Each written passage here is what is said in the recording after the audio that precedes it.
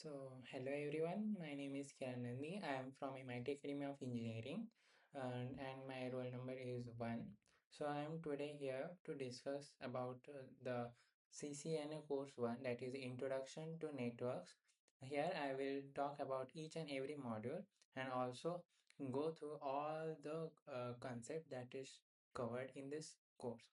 So moving further, the first module is speaking about the networking today, in which the modern world, the networks are fundamental. They connect us globally, breaking down geographical barriers for communication, commerce, and entertainment. We'll explore the core components that make up a network. The host, like our computers, the servers, which act as a client requesting information, or servers providing it. The intermediate devices like switches and router connect everything, and the physical media like copper cables, fiber optics, and wireless signals that used for the data carry. So we'll see more about also for physical and logical topologies and the different protocols and the OSI models and the TCP/IP models and the various LAN and WAN networks. So moving further, the second module speaks about the basic switch and end device configuration. It consists of how we will configure a switch and the end devices like routers or any user end devices like PCs. Here in Cisco, the operating system that is used is the iOS, that's the Internet Network Operating System, while some houses and the graphical interface use graphic interface, the GUIs. And here the most basically it is focused on the CLI, the command line interface. It is preferred by the all professionals. We Here we learn about how to access the iOS through the console cable for direct connection or remotely using SSH, that is secure shell connection. Here we also use the PuTTY for the our connections. So in next module, the module 3, here it is discuss the protocols and the model. So here the protocols is just like rules.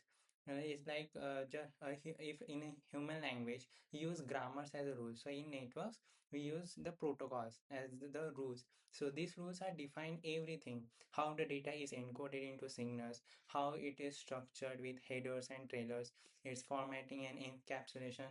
That is how it is the size, the flow control, and how it is get delivered at a unicast, multicast, or it is a broadcast.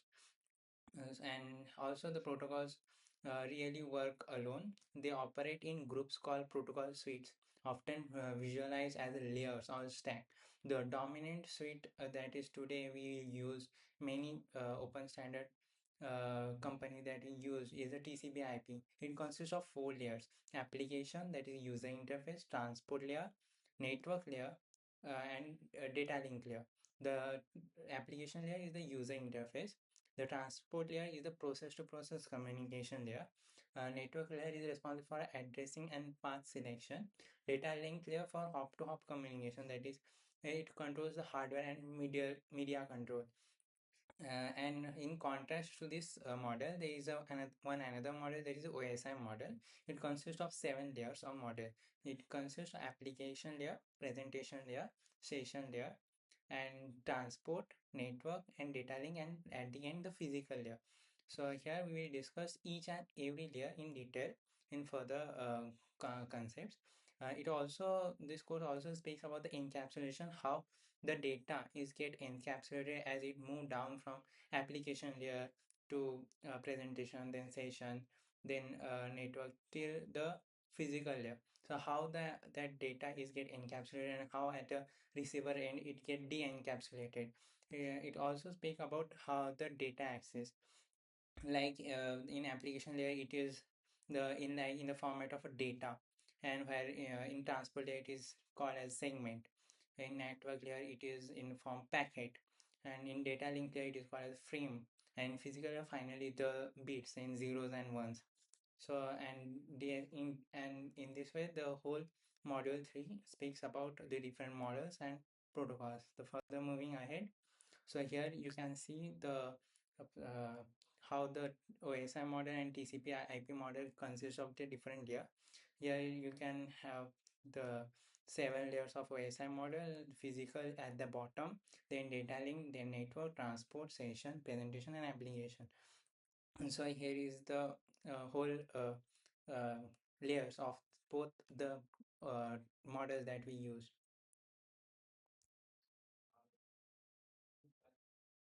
So in module 4, we focuses on foundation of physical layer. That is the layer 1 of the OSI model.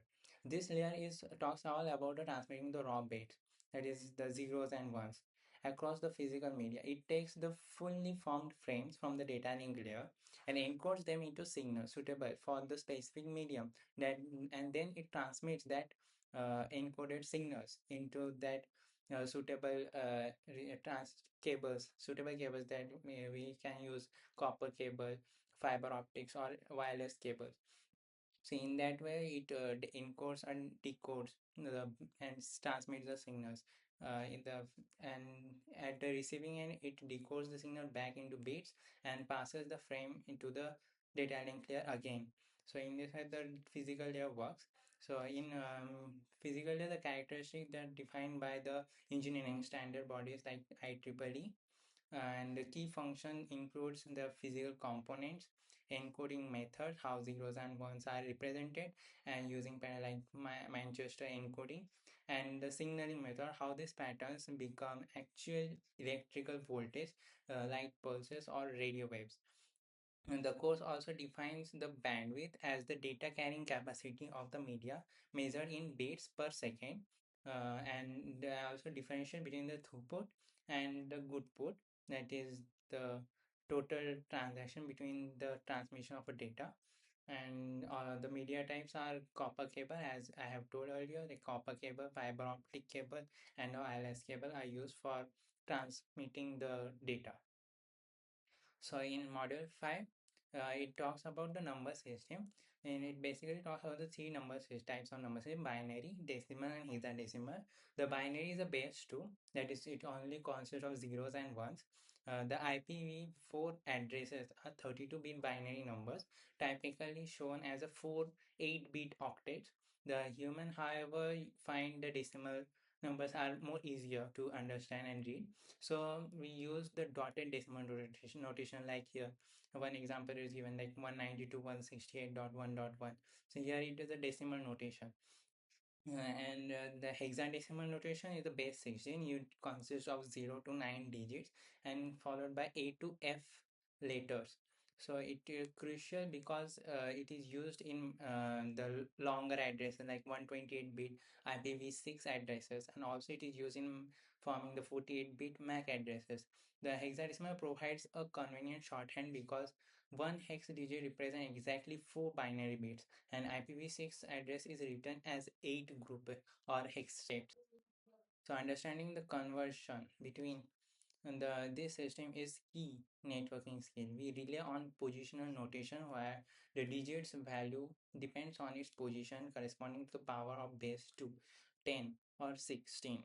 So often converting between decimal and hex involves using a binary as intermediate steps. So the course also discuss how we convert the binary to decimal, decimal to hexadecimal, and hexadecimal to back binary and decimal.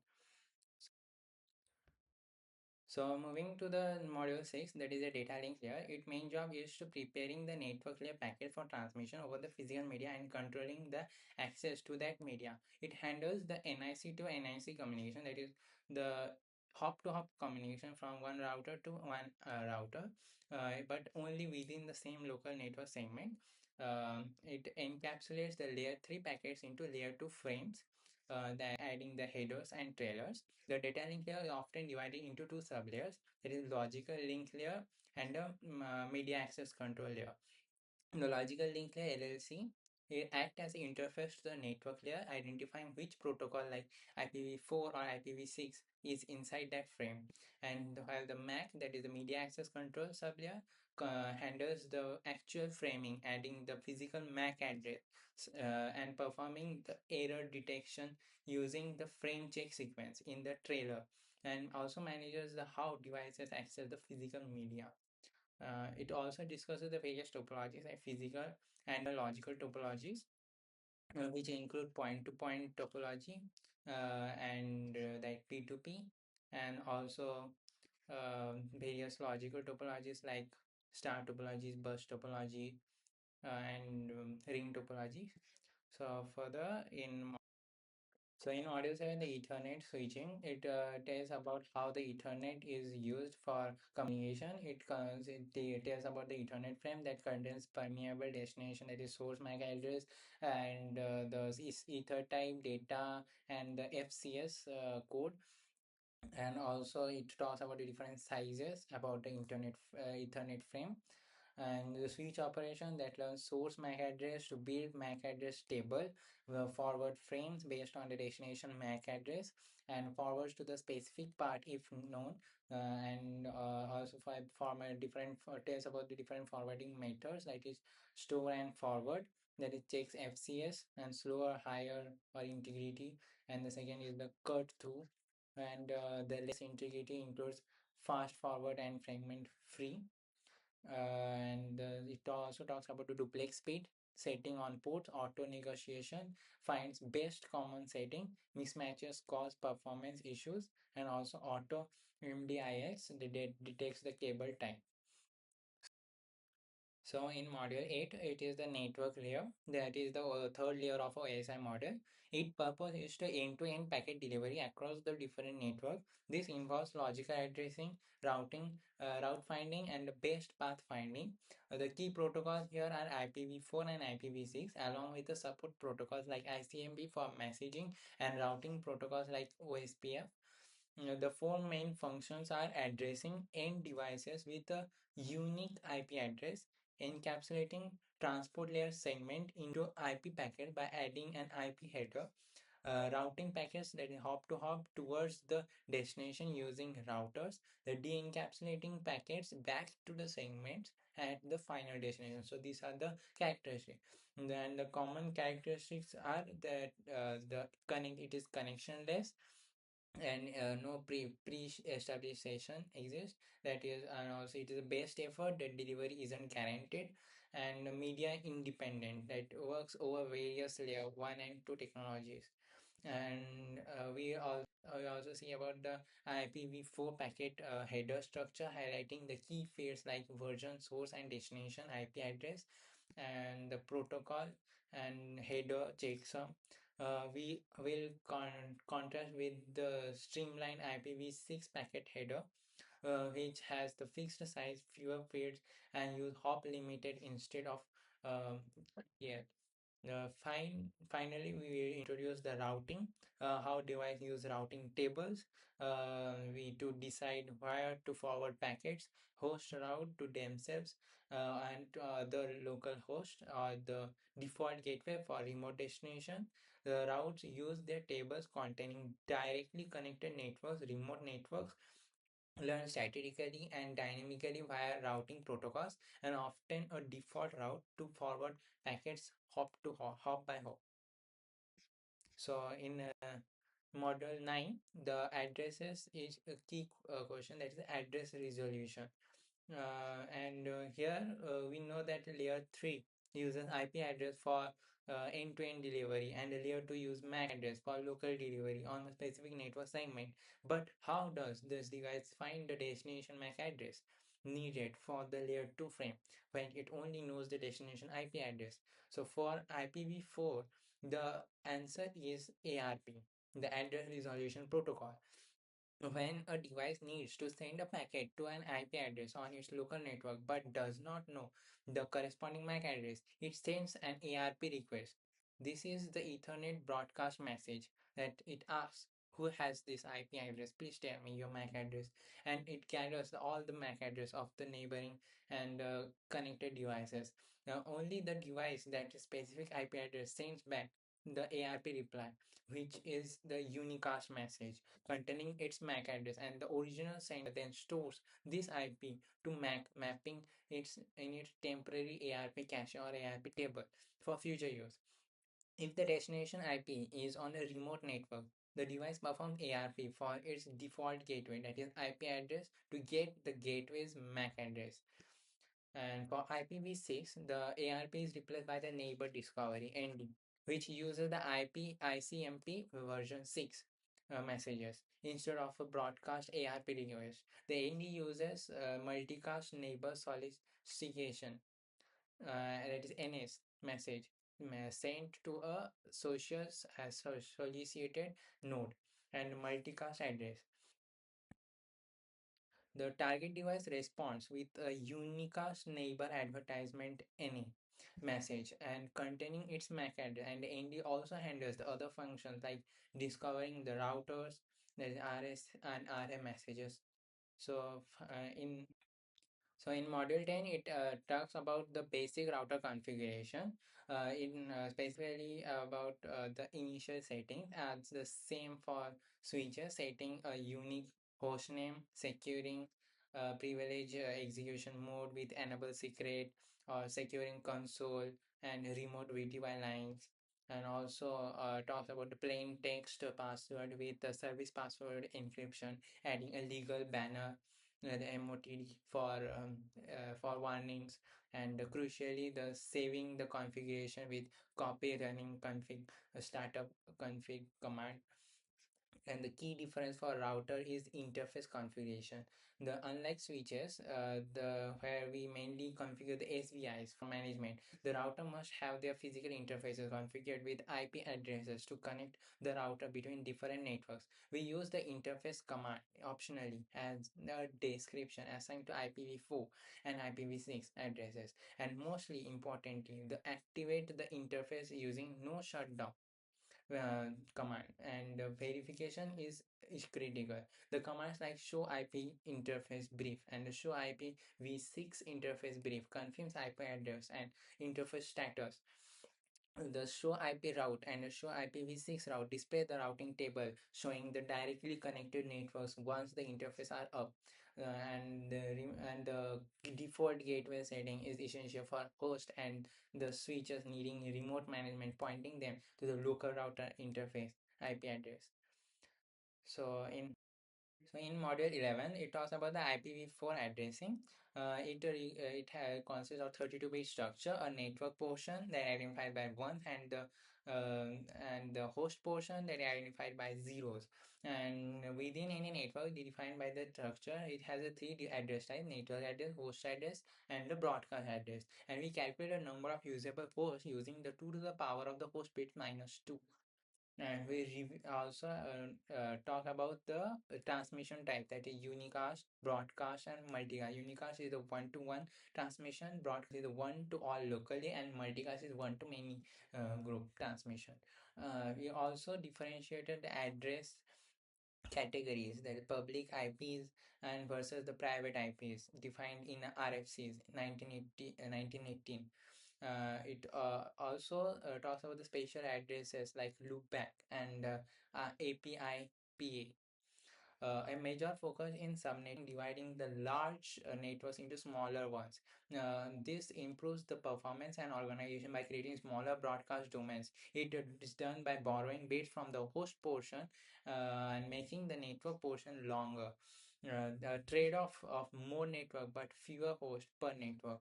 Finally, the VLSM, the variable length subnet mask, allows us to subnet a subnet, creating subnets of different sizes to more efficiently allocate address, which is especially important with a limited public IPv4 space. So in module here, we have discussed the IPv6 addressing, its needs and its representation using the 8 hex states. And also the address types, it includes unicast and multicast, but not broadcast. And also the prefix length, global unicast, link local, and dynamic addressing. So, and also we discuss about the subnetting using IPv6 addressing. In modules 13, it covers the ICMP, that is Internet Control Message Protocol. It acts as a companion to IP, both version 4 and version 6, providing feedback mechanism for error reporting and network diagnostic. It does not make IP reliable but helps identify issues. The common messages for both ICMP v4 and ICMP v6 include host reachability messages like echo request or echo reply, which are used by the ping utility to test if the destination is responding. The destination unreachable messages indicate that the router is or a host could not deliver a packet, providing a specific code for a reason like network host or port unreachable. Also, the time exceeded messages are sent by the router when a packet TTL in IPv4 or hop limit in IPv6 reaches zero, causing the packet to be discarded. This mechanism is used by the traceroute utility. And the ICMP v6 includes the significant added functionality through the neighbor discovery protocol. The ND uses the specific ICMP version 6 messages like router solicitation and router advertisements, RS and RA, for hosts to find the routers and obtain network prefixes information. The key for SLAC. It also uses the network solicitations and the neighbor advertisement, neighbor solicitation and neighbor NS and NA for the layer 2 address resolution, effectively replacing the function of ARP in IPv4. So in module in module 14, the transport talks about the transport layer. Its main role is enabling the logical communication between a specific application on different hosts. It handles segmentation of application data into smaller pieces for transport and reassembly at a destination. Crucially, it uses port numbers to identify the source and destination application, the process ensuring data gets to the right software. And like example, the port 80 for web server. The two main protocols are TCP and UDP. The TCP is a transmission control protocol, is reliable for connection oriented. It establishes a session using a three-way handshake, guarantees a data delivery in a correct order using a sequence numbers and acknowledgements. And it also manages the data flow using the windowing and performs the congestion avoidance. It has 20 byte header and it is used by application like FTTP, HTTP, SMTP and require a guaranteed delivery. The another is one is the UDP, the user datagram protocol. It is the best effort and connection less protocol. It is much simpler and faster with a low overhead, 8-bit header, but provides no reliability ordering or flow control. It used for like VoIP, that live video streaming, DNS and DHCP, where the speed is critical but some data loss is acceptable, or the application handles reliability itself. Remember, a socket, that is the IP address plus port number, is working in the same format and uniquely identifies an application endpoint, and the socket pair identifies a specific connection. So in finally in module 15, that is, it talks about the application layer. Application is the topest layer of the OSI model and the TCP IP model. It is the interface between the user and the application and the network protocol. It combines the functions from the top three layers of the OSI model, that is application layer, presentation layer and session layer in a TCP IP model, ensuring the compatibility between systems like compression and encryption. And also it also responsible for establishing, managing and terminating the communication dialogue and sessions between application. And also it explores the two primary communication models. The family is the client server model, where client requests the service from the centralized servers, and peer to peer, that is P2P model, where the device can act as both client and server, sharing the resource directly in a decentralized manner. The key protocols operating at this layer is HTTP and HTTPS for web, and SMTP, POP3 and IMAP for email services, DNS for resolving domain names, and DHCP for automatic IP configuration, FTP for file transfer, and furthermore.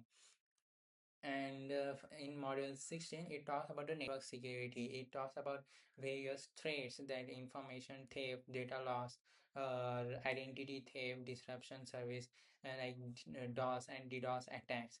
It also talks about various vulnerabilities like technological flaws, configuration errors, policy error, or any physical security uh, vital.